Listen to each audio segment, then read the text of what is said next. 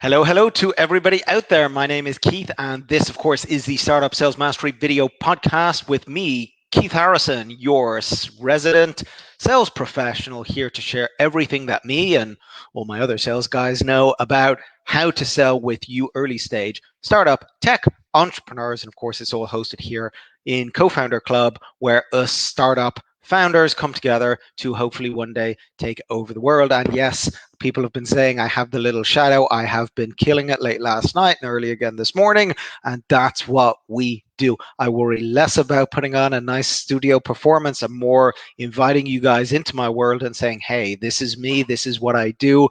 I've got, my pitch.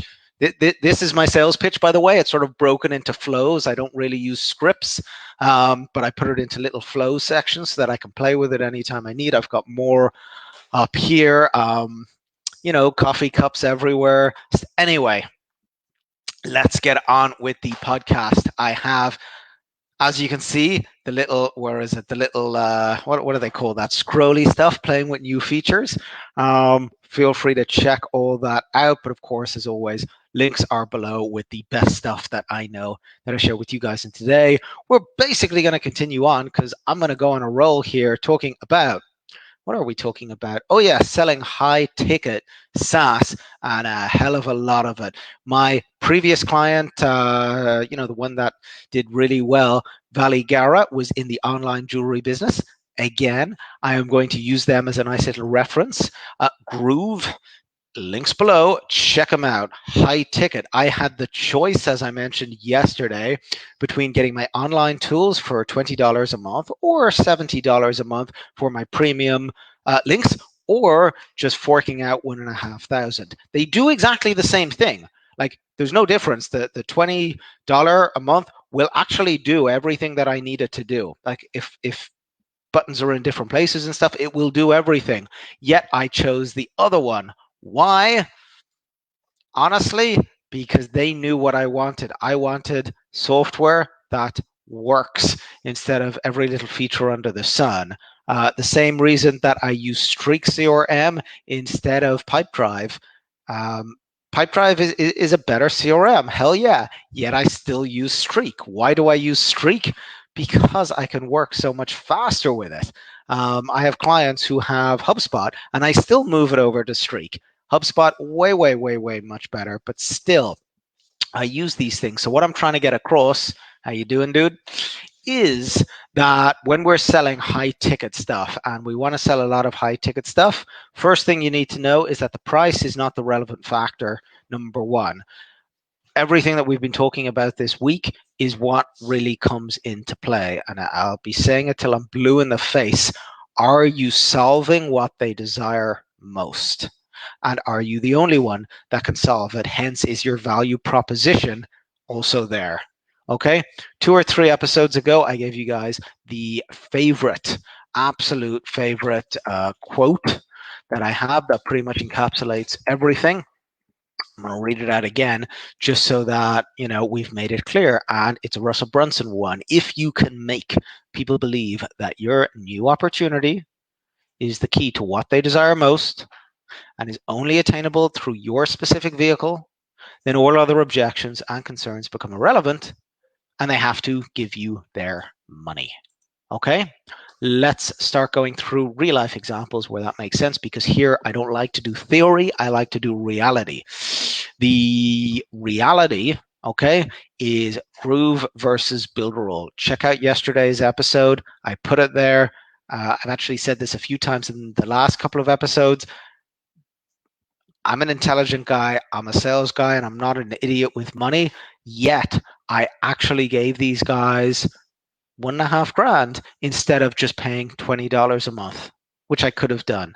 Why did I do this? Okay, considering the two tools can do the same thing, because it's not what I desired, what I really wanted. Okay, one of them had and one of them, even though it can do the same thing, the outcome's going to be the exact same. The outcome, like the result, is actually going to be the exact same thing.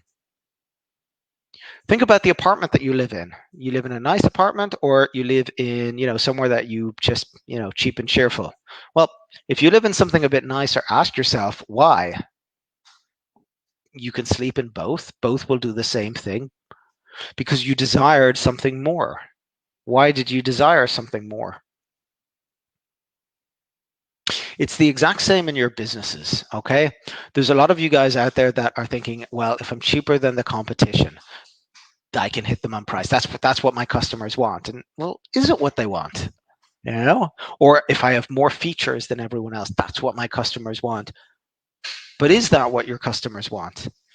I think a lot of you guys, you're stuck in this what you think your customers need versus finding out what your customers actually want. And that's why I've been doing these episodes, and I'm getting a lot of messages and a lot of questions. So I'm just going to keep doing these. I'm going to do it one after the other, and it's always going to come back to the customer persona.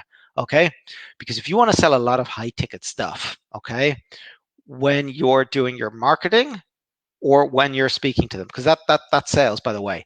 Getting customers in, marketing. Closing them out, sales. So it's just sales and marketing. Like there's nothing else to this process than literally that. The vehicles we use, fair enough. Go to the Startup Sales Mastery, the accelerator program. It's in the comments, startupsalesmastery.com. I made a little video course, okay, 2.5 hours, and I will explain the total A to Z of this process. I kept it as short as I could just to actually make sure that it's something you can use instead of something you have to take a whole week to go through, which I hate. It's the same thing when I'm getting on the phones, because as I mentioned, I'm taking a lot more high ticket calls right now. I don't pitch them a goddamn thing. Like this is what I love about sales. I keep my mouth shut as much as possible.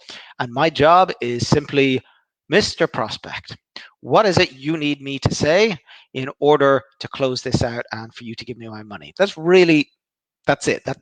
That's my entire sales process. Okay. I just shut up and I ask questions, ask more questions. People love talking about themselves. And if I can ask the right questions, they will give me the answer to that question. If I'm capable of listening and actually hearing the difference between the words that they're using and what they're actually trying to tell me. Okay, that's sort of the factor here.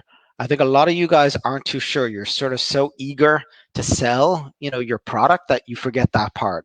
Now, moving into marketing, slightly different. I'm going to stick to sales. I'm a good sales guy. Marketing, I did it for 8 months. I learned from some of the best marketers out there, but hey, sales is what I know how to do. With marketing, yes, you have to send those messages out there. Again, the accelerator program, of course, deals with the marketing, but we suggest going on survey campaigns. That means go out there and speak to your customers and find this information out. What do they want to hear before you actually blast out your marketing? Because that way you're blasting out marketing that you've already verified that you know that they want to hear. So this is what needs to happen. And after I've taken a few hundred calls with clients, I pretty much know what they want to say. So now I can start asking better questions just to get them to give me the answers faster. This is the whole process. So let's conclude this up right now. You want to sell SaaS and you want to sell a lot of your SaaS. It's the exact same process for everybody. What does your customer desire most in their life to be solved? What is that big problem that they need solved? And can it be done through your specific vehicle in a more cost-effective way than anybody else? Now, a more cost-effective way does not mean cheaper. A more cost-effective way, just a different way of saying valuable. Is the value proposition there? Well, you're twice as expensive as the competitors. Yes, you can get the same result with the competitors, but with us, you're going to get our customer success, which is going to make sure that it's always solved instead of every few days having a problem. Value proposition right there. How much does an employee cost you? Is it more or less than the extra amount? Value proposition. Valigara. I used to work with Valigara. We're running out of time, so I'm going to cut it down. But the long story short is they are outright the best software for online jewelry sellers. Where was the issues that they had and where was the things that I was able to solve? Simple. These guys didn't want software. They did not want software. They just wanted more profits. So that was all I needed to do. This is a tool that will get you more profits. How much does it cost? Psst, don't worry about that. How much are you losing right now as a result of not having this? Let's go through the numbers. That's all I had to do. Apply some of this with your own stuff. My name is Keith. This is Startup Sales Mastery Video Podcast. Goodbye.